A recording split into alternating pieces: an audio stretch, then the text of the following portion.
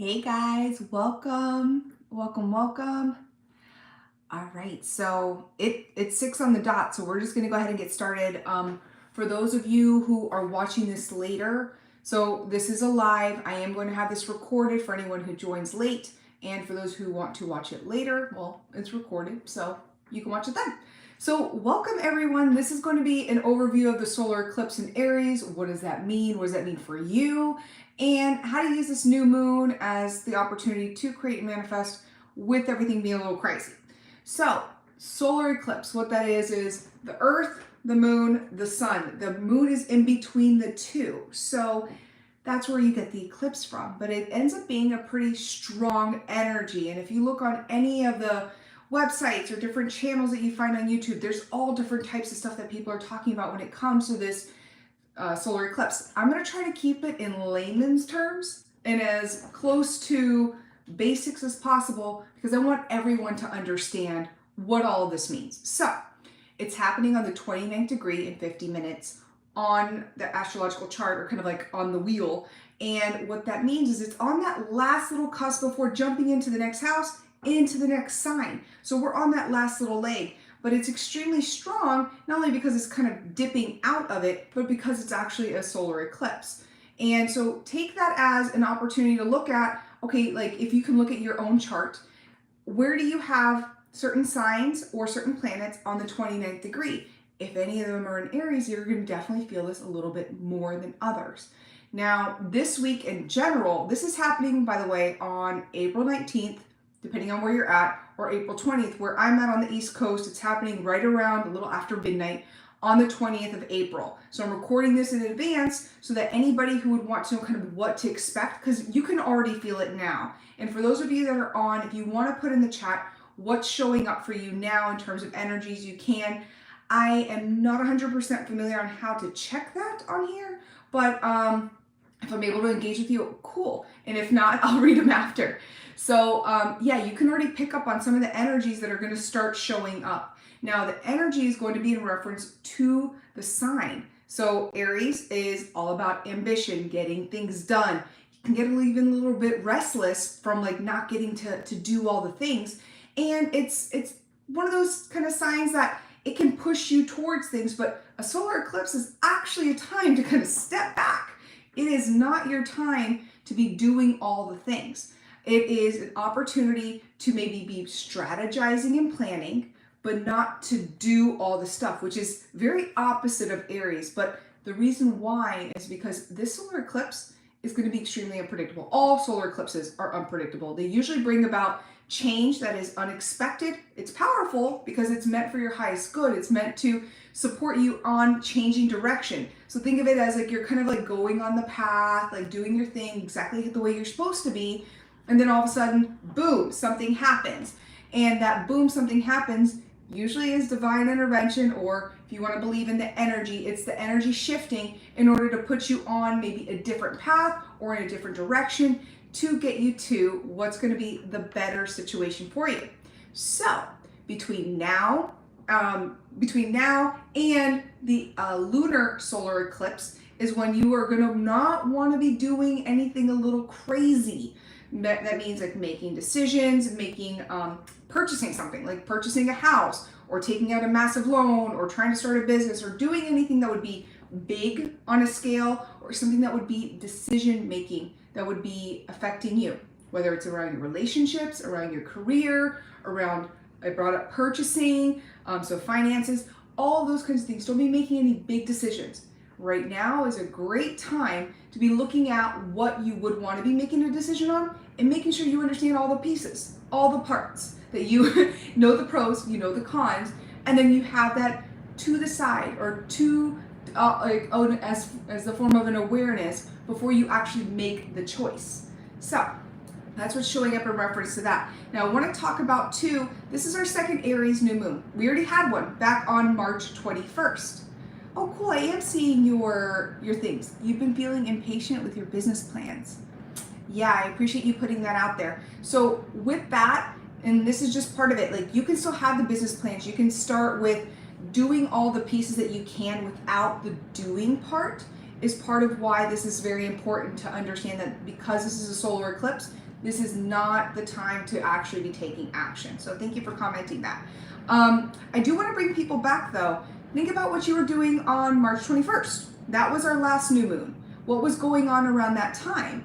And what were you feeling? Because there might be some similarities in reference to what was going on then to what is going on now, but understand there's going to be a shift, a change. Something is going to occur that's going to maybe take you on a different path. And that's why I want you to be looking at what are you doing right now? Because there might be something like for the person who had just commented about the business plans, you might have an idea of the type of business that you want to do, but you might be pushed into a different direction. Maybe a different type of business shows up. Maybe another opportunity to invest or look at how to change your career may present itself that wasn't on the books. It's unpredictable. It's just unpredictable energy. You can't fully plan for it. What you can do is look and observe where you currently are and just see what things need to be adjusted and changed, especially when it comes to any big decisions. Are you making the best choice? And if you are, just hang tight until after the 5th. So the timeline between now, you could say the 19th of April, but energies are showing up now. So I'm just going to say it for now, through the lunar eclipse, which is happening on the 5th of May. So try to not make any bold decisions. Just saying.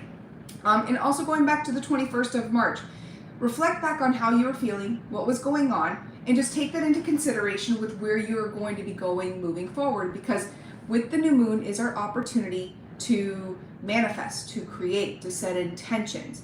And these are the things that when you are doing that, you're coming from a place of this is what I want to see happen. This is what I want to put into existence. I want to make happen. I want to come from that place of I'm going to do the thing. And although this is the time to do that, big reminder is not do. It is intend, but not do. Big emphasis on do not do. Do not do the thing. Because the doing part here is it's just not the best time. Let's just leave it like that. We'll just leave it like that. So essentially, if the idea sounds good, awesome. Toy with the options that are available to you. Have your plans, plan B, plan C, plan D. Have your different plans available to you, but don't act on them yet. Even though you're going to feel restless because the energy, the momentum is going to show itself. With Aries being here, it's almost going to be like, but I want to do it now. I have the energy, I have the resources, I have all the stuff. It's just an opportunity to pause. It's considered almost like a cautionary time because this is going to be chaotic. It's not going to be what I would call kind of a soft change or soft blow.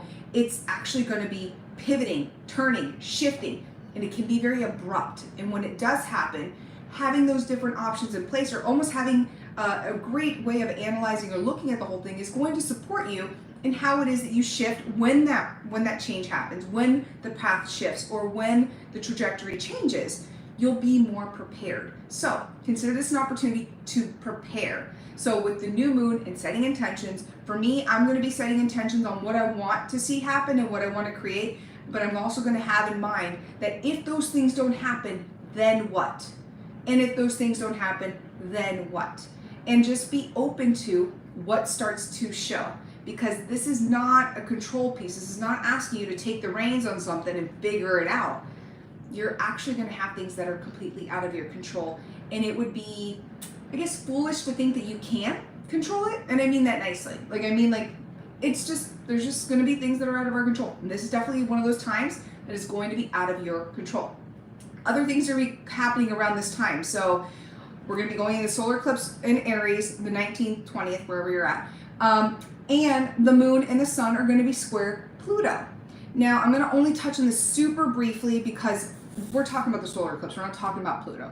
But what this means is there's going to be a little bit of a power struggle showing up because squares usually mean that things are just not working together. Think of it like two things butting heads. So with Pluto butting heads on both of these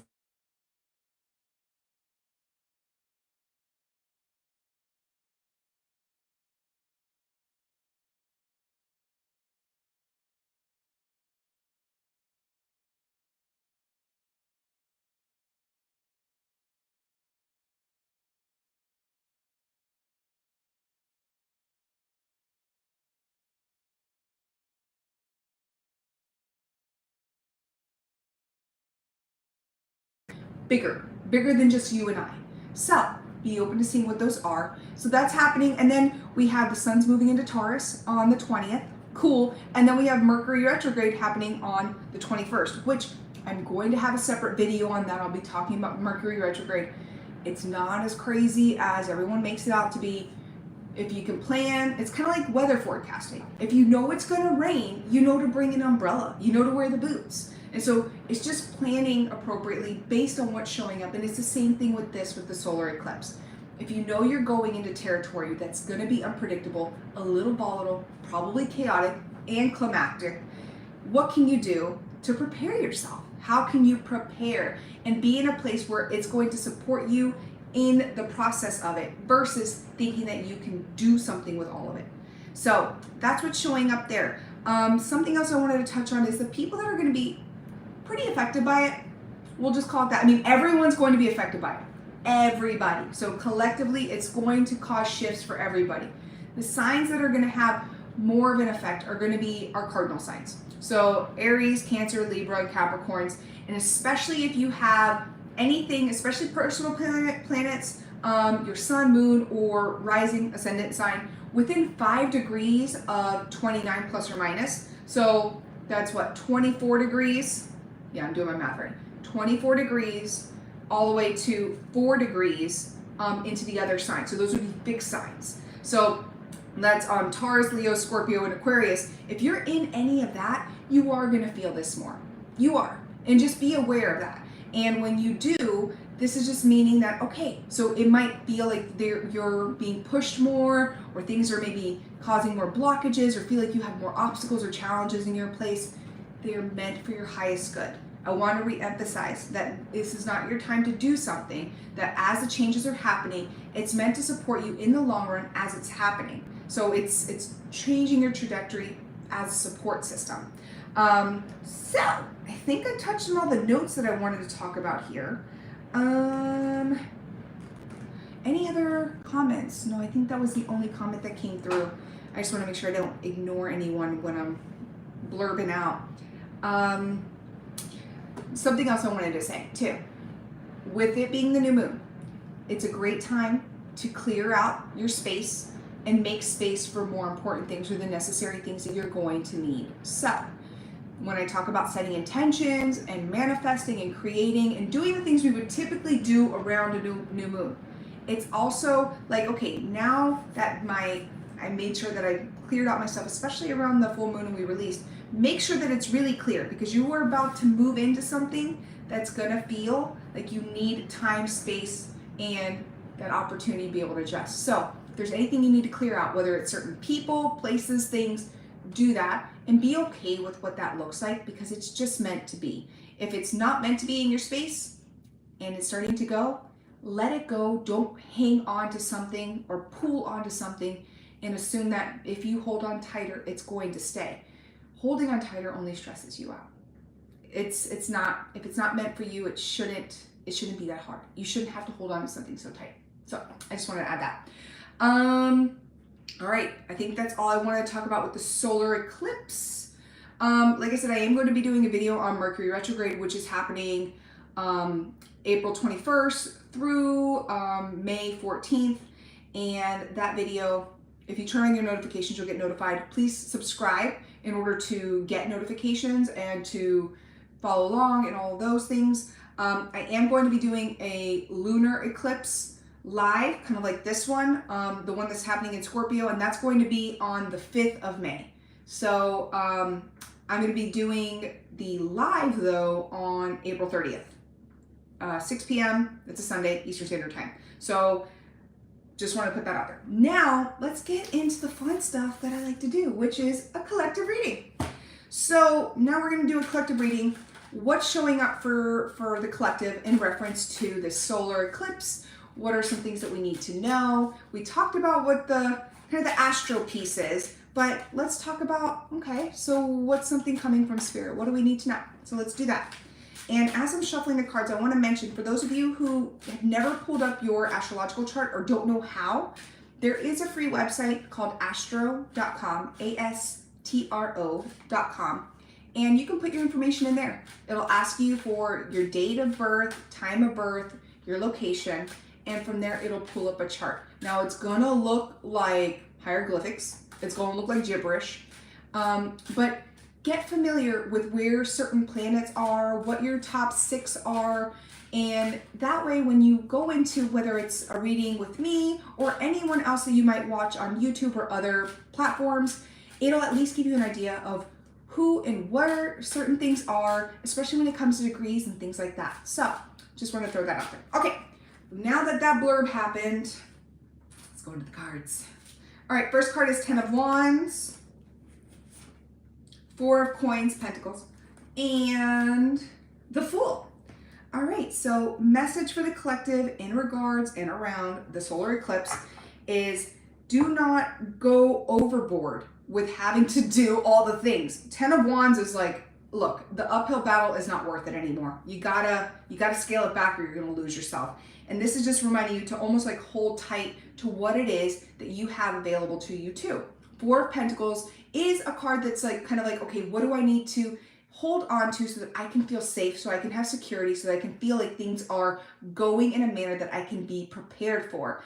And how fitting with this reminding you that there's going to be some unpredictability. So if there's anything that you need to do to plan or feel like you have a safeguard or that you have security and stability on your side, do those things. Whether it's in the because these are Pentacles is material things, tangible things. So I immediately think of like food, money, preppers, like people who prepare for anything that might be, you know, out of your control or the unpredictable that might have you feel kind of off your kilter. There's no reason to induce or cause anxiety on yourself when you can plan appropriately. So try to plan and understand that there's going to be some things that you just can't do anything about. The 10 of Wands here is saying that like there's kind of this uphill battle or this uphill kind of push that you're going to want to just have it done with. And this is almost like wanting to unload kind of like the whole pack that's on your back. And this is not your time yet to unload.